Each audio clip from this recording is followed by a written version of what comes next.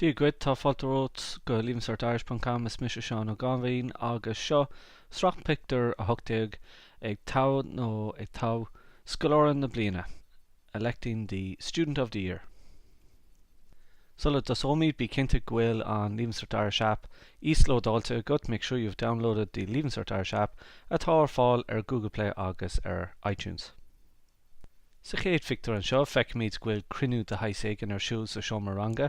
In this first picture we see that there's some kind of a meeting taking place in the classroom. Feicimid an múntóir agus í na seasamh os cór an ranga. We see the teacher as she's standing in front of the class.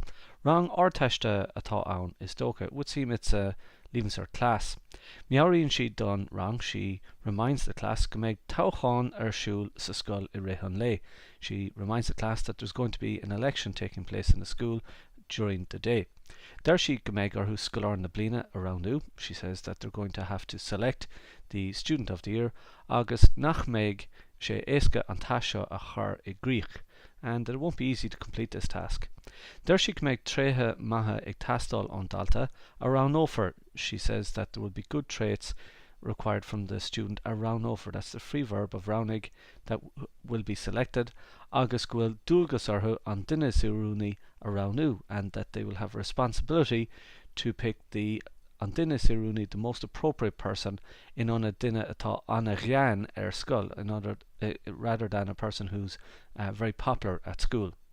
Mullen she dóibh dóthain ama a chahabh ag smaoine faoin gine. She recommends that they spend enough time thinking about the decision.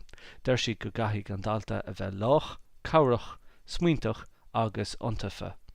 So she says that they're going to have to select somebody who's kind, helpful, thoughtful and reliable or trustworthy. So cúpla ceist, cén fág bhfuil an múntóir ag caint leis na daltaí? Why is the teacher chatting with the students? Agus an toghcháin bliantúil é seo dar leat. Do you think this is an annual election? Rís ag buna leithnig an seo tá na focail is tábhachtaí. Sa dar picture feicimid ghuil an toghcháin faoi lán seol faoin amseo. So in the second picture we see that the election is fully underway at this stage. Feicimid an bosca vótála I lár hala. We see the voting box in the middle of the hall. Agus tá fógra leis na focail vótaí an seo ar moscan. There's notice with the words vote here on the box. Tá múntóir I bhaile an bhosca. The teacher is in charge of the box. Agus is léir gur monitor an toghcháin í. It's clear that she's some kind of a monitor for the election. Feicimid na daltaí ag feitheamh is scúine bheag. We see the students, they're waiting in a small queue. Agus tá cumasásta gach duine. Every one of them look quite happy. Cuireann siad the vote isteach sa bhosca, nuair atá siad réig. They put the votes into the box when they're ready. Ag an buinte seo tá cailín éigin ag caitheamh a vote. At this particular point, some girl is casting her vote. Beidh gach duine ag súil go mór le tora an toghcháin. Every one of them will be looking forward to the result of the election gone out for sure. Cén fág bhfuil na daltaí is scúine agus, so why are the students in a queue? Agus cén fág nach gatar na votaí líne nó go electrónach? That'd be a very advanced question, but why don't they, or why aren't the votes cast online or perhaps electronically? Sa tríú picture feicimid an múntóir agus captain na scoile agus iad ina seasamh san ifig generalta. So in this third picture we see the teacher and the captain of the school as they're standing in the general office, as it's referred to. Umpíonn siad an bosca vótála bonus cion. They turn the box upside down, or the voting box upside down. Unas go mbeidh siad an ann na votaí a chomhaibh, so that they'll be able to count the votes. Feicimid the lán páipéir bhealó de spréite amach ar an mód. We see a lot of ballot papers spread out on the table. Beidh neart ama ag tastal uhu chun an taist seo a chur ag gcrích. They will have enough time, or they will need plenty of time, should I say, to complete this task. They're an captain go gaith siad tús a chur leis an gcomhar bhanis. The captain says they're going to have to start the counting now. Agus cóiríonn siad na votaí ceann ar cheann agus déanann siad gach iirecht a bheith crín. So they count the votes one by one and they make every effort to be accurate. Cén fág bhfuil na vótaí ar an mór whair the votes on the table, agus an dóga sé mór an ama chun na vótaí a chomh. Do you think will it take much time to count the votes? Sa Sraith Pictiúr feicimid locht na séu blina. We see in this fourth picture the 6 years agus iad bailithe a chéile I hallan na scoiles. They're gathered together in the school hall. Tá príomhide captain na scoile agus an múntóir ina seasamh ar an stáitse. The principal, the school captain and the teacher are standing up on the stage. I lár an stáitse feicimid an corn of runfer ar scoláir na blina go luath. In the middle of the stage we see the cup that will be presented to the student of the year very shortly. Gan doubt tá gach dalta sa hala ar bís. For sure every student in the hall is excited. Agus ag súil go mór leis an torra seo and really looking forward to this result. Tá an captain ar tí an torra a ógurt. The captain is just on the point of announcing the result. Sulla bhógrainn an captain an torra before the captain announces the result. Mullen sé an múntóir agus an príomhide as an obair rinne siad chun an toghcháin seo a chur ar siúl. So the captain praises the principal and the teacher for the work they've done to put this election on. Der sé gur tradiisiún úntocht nó iontoch é an toghcháin seo. He says that this is a fantastic tradition agus tá súlaige go mbeidh sé bhd, and he hopes that it's going to continue for a long time.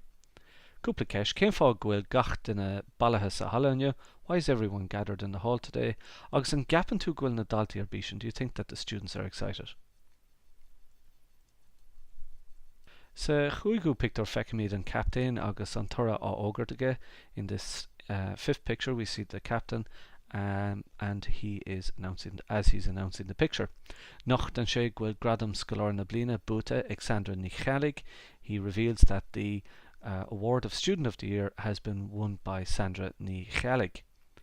Seasan gach dalta ar an turt. Every one of the students stands up instantly or instantaneously, agus tosíonn siad ag búlabás and they start clapping.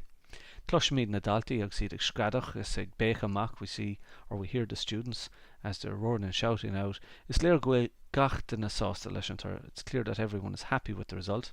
Their captain na scoile gur bháil an corn of runna ar Sandra Nish. The school captain says they'd like to present the trophy or the cup to Sandra now. Agus tugann sé cuireadí teachsús agus seasamh in éanacht lo ar an stáitse, and he gives her an invitation to come up and stand with them on the stage. Cúpla ceis ríis, cén fág go bhógraíochtar anam Sandra ní Chailligh agus cén chuma atá an bríomhide. So why do they announce Sandra's name and how does the principal look? Sa séu pictiúr feicimid Sandra agus Ian na seasamh ar an stáitse. In the sixth picture we see Sandra as she's standing on the stage in éanacht leis na daoine eile along with the other people. Brunnan captain na scoile an cornarthaí. The captain of the school presents her with the cup agus tréaslíonn sé léi and he congratulates her.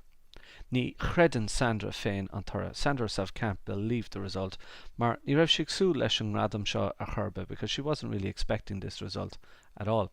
Der she gwyl unan down arhi. She says that she's really amazed, mar cheap she go múthach dalta eile an toghcháin because she thought that some other student would win the election. Der she gwyl she fearmhuich de gach éine a chafóta di sa toghcháin. She says she's extremely grateful to everyone who voted for her in the election. Der captain na scoile go raibh an gradam tiltte go mór aici. The captain school says she really deserved the award or really earned the award, mar jouler humper timppel na scoile on account of her behaviour around the school agus an méid ibre nó méid ibre a dhéanann si chun cuidú leis na daltaí eile and the amount of work that she does to help or assist the other students. Cúpla ceis ríist an raibh úna an galín meastú. Do you think was the girl surprised or amazed?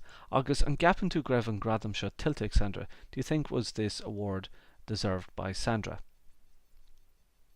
Sin é sin deire an cheachta seo. Arís té go Leavingcertirish.com agus is féidir le go Facebook nó Twitter chun ceise a chorm más míle. Gur míl mágat.